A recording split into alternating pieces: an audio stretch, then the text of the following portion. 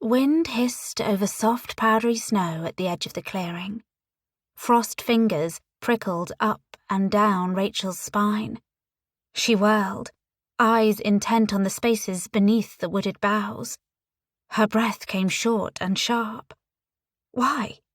There was nothing there. Only densely packed trees groaning under the weight of their ice. Twigs moving against the cold air. That was all. Had there even been a noise? The darkness stared back at her, innocent and empty. Everyone on the building site stopped working to look at her. Everyone except for the Whites, who did not seem to have human concerns or instincts. The domesticated undead carried on hammering and sawing, as they would until their foreman told them to stop. "What is it?" asked Theo under his breath. The gangly adventurer was working next to her. He put down the bucket of pitch he had been mixing, hand drifting to the hilt of the sword that was strapped to his side. Rachel shook her head, eyes still searching the tree line. Her hand clenched so hard she thought her knuckles might burst through her skin. "Nothing," she said, wanting to believe it. "Nothing.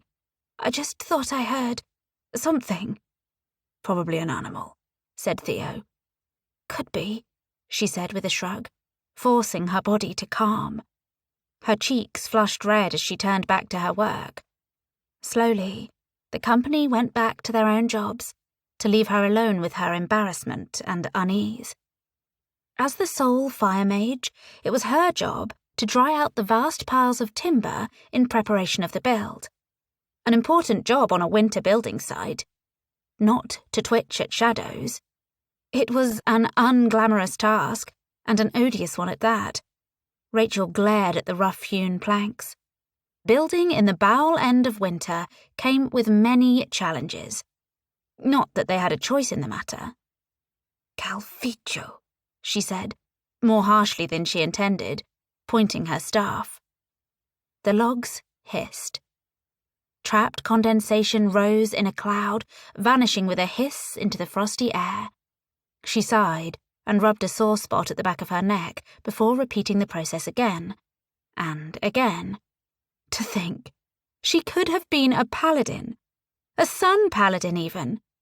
But then, the strict discipline of the clerical orders had never appealed to her. The bright one was nice enough, as gods went. Virtuous, shiny, and so on. Good hymns. An all-round decent deity. But not for Rachel 4 stone walls and a suffocating cloister.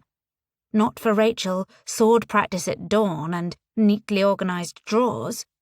No, her fires needed to run wild, as she had explained to the god during frequent private prayers. Adventuring was the way to go. Her calling. Ale, freedom, gold, exploring the wilds of Ainheath, fighting, living, singing, and amassing a private fortune fit to rival that of any noble. That was her path. Freedom from all responsibility except the guild and her own desires. At least, that had been the plan, and it had been going well. The wood hissed and cracked. Too much heat.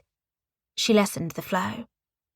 Of course, now her fortune was in the bank at Fairhaven, where she couldn't touch a penny. Safe, if you considered a fortune guarded by a murderous Lich King safe. Rachel ground her teeth. The rest was hidden in a secret panel in the pantry of her city townhouse. Equally inaccessible, since the entire city had been turned into an icy tomb. Hopefully, there it would stay until she returned. If she returned. If anyone returned. Gods, she hoped it was possible. Rachel had not been born to be poor, to live in a hastily constructed hovel in the middle of the woods and eat slop with the peasants. Instantly, she felt ungrateful. She was lucky to have survived.